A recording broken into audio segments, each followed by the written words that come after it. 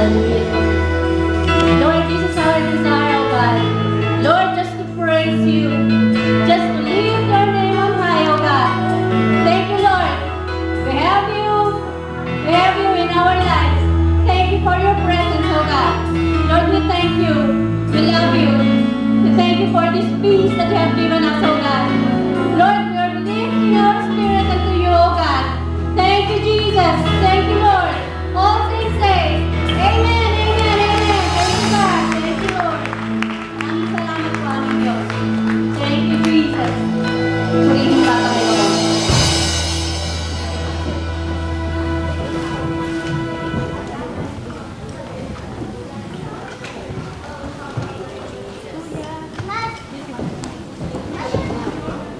Hallelujah.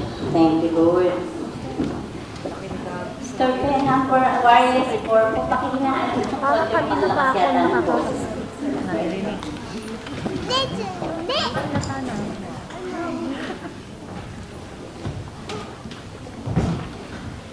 Araw ko. Pagbigyan mo.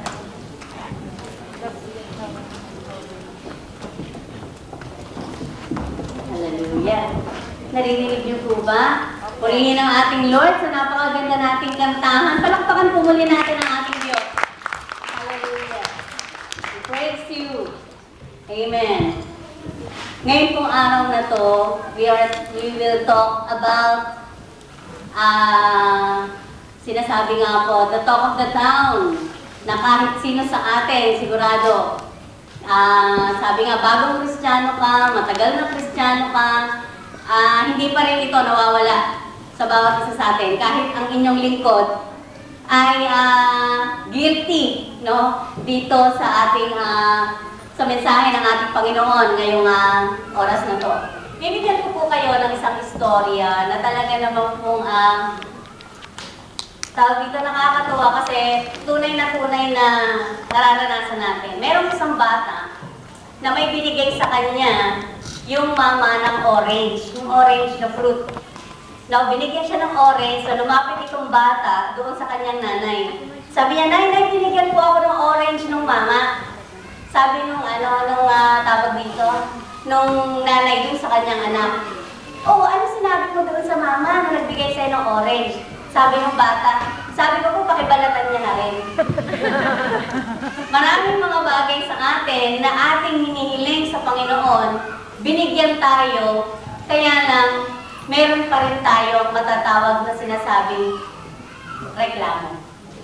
Yan. Huwag niyo sabihin hindi na kayo reklamador. Hindi ko rin sabihin hindi ako reklamador kasi baka mamaya ako yung president ng reklamador club eh. Baka nung mapahiya naman ako. Pero alam niyo po, may mga bagay, sino dito yung nagpe-pray ka? No, na, Lord, sana makalipat ako ng bahay. Talagang you're praying na, Lord, makalipat ako ng bahay. Nung binigyan ka ng Lord ng bahay, sabi mo, doon sa kaibigan mo, grabe yung nilipatan kong bahay, walang okuro. Maliit yung okuro.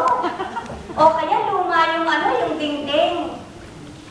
You didn't even say sa ating Diyos na, Lord, maraming salamat at nakalipat ako. Di po ba? Sino po ba sa atin dito yung guilty? Kasama namin yung lingkod. Marami po tayo prayer na ganyan. Meron nga po ako napanood sa YouTube. Talagang go and watch. Yun po ang ibig sabihin nun. Alam niyo po, ang title niya is Everything's Amazing and Nobody's Happy. Ang pakaganda na daw na nangyayari sa kamunduhan natin, pero ang mga tao parang hindi pa rin masaya. Bakit mo masasabing hindi masaya? Marami pa rin nagrereklamo. Bigyan ko po kayo ng example, katulad ng sinabi nitong lalaking ito doon sa video. Kasi po siya ay comedian, no? Sabi niya po dito, yun na lang daw ng mga nakasakay sa eroplano. Yan, dito may mga guilty, sigurado ka pareho po. Nakasakay sa eroplano, nasabing gano'n, grabe, 20 minutes na delay.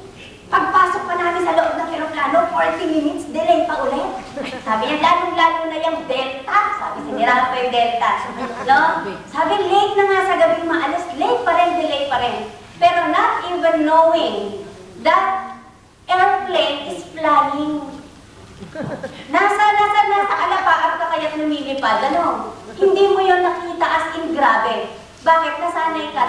eroplano talaga lumilipad. Pero yung pagiging delay ng eroplano, grabe yung reklamong ibibigay mo. Katulad na lang ng telepono. Di ba? Lahat tayo may telepono. Ngayon, kapag ang telepono mo, tawag dito, nagkakamali ka ng pindot, gigil na gigil ka, di ba? Yung parang, ano ba ito? Hirap-hirap naman gamitin itong telepono na to. Nagkakalit na ba, yung telepono nung araw kaya didayan. Sabi nga gano'n, pag yung kaibigan mo daw, maraming zero yung number niya, inis na inis kasi ang layo ng idadayan mo. Di ba? Pag puro 1, halimbawa 801, 11, 12, di ba ang bilis mo? 801, 11, di ba? 12. Tapos, nung araw, kapag may tumawag sa'yo, walang news bang lengwa kaya? Wala. Di ba mag-ring lang yung telepono mo? Nakakainis din dun sa tumatawag dahil ring lang ng ring. At kapag gusto mo mag-telebabad, hindi ka pwedeng umalis sa tabi ng telepono. Pero ngayon, nagre-reklamo ka pa, bakit? Mahirap gamitin yung telepono. Di mo ba? Sino yung mga guilty? Nagre-reklamo pa ako, detach na nga lang. Sabi, napindot ko na naman. Uulit ka na naman ulit. Maraming mga bagay na talagang inirereklamo natin. Sabi nga gano'n, the secret of true happiness is thankfulness. Kapag ang tao laging nagpapasalamat, kumukonte ang reklamo. Amen. Yan yun. Kasi ang pag-uusapan natin dito, hindi naman reklamo eh. Hindi naman yung pasasalamat eh. We will talk about Be content. be content. Tignan nyo, basahin po natin. Be content. God promises satisfaction will come to those who seek the good things of God. He says that they will be filled not with the material goods of this world, not with an easy way of life, not with something of limited value that can be taken away from them, but with the joy and contentment that comes from doing God's will. The filled people are the truly happy people in life. Ang pag-uusapan natin ay walang iba kung hindi contentment, satisfaction, or learning to be content and satisfied. Yan. Kasi nag-aral na tayo about faith, nag-aral na tayo about courage, nag-aral na tayo about stress. No, siguro naman po may natutunan ng bawat isa sa atin. Ngayon po, ang pag-aaralan natin is kontento ka ba? Paano ka magiging kontento sa iyong buhay? Paano kaya ma-lesen? Sabi nga, hindi kasi masasabing kapag nakakilala ka sa Lord, hindi ka na makakapagreklamo. Kasi kahit po sa leadership, maraming reklamador. Una na yung inyong lingkod. Alam na alam po yan ng ating mga mabubuting pastor, buti na lang mababait sila. No? Talaga pong kailangan siguro nating i-lesson, no? Yung ating pagiging reklamador, knowing na we can be contented. Kailangan nating maging contented at satisfied. Yun po yung pag-uusapan natin ngayon. At ang ating pong babasahin ay walang iba kundi sa Philippians 4:10 to 13. Makipagbasahan po kayo. Philippians 4:10 to 13. Sinasabi po dyan, but I rejoice in the Lord. I rejoice greatly in the Lord that at last you have renewed your concern for me.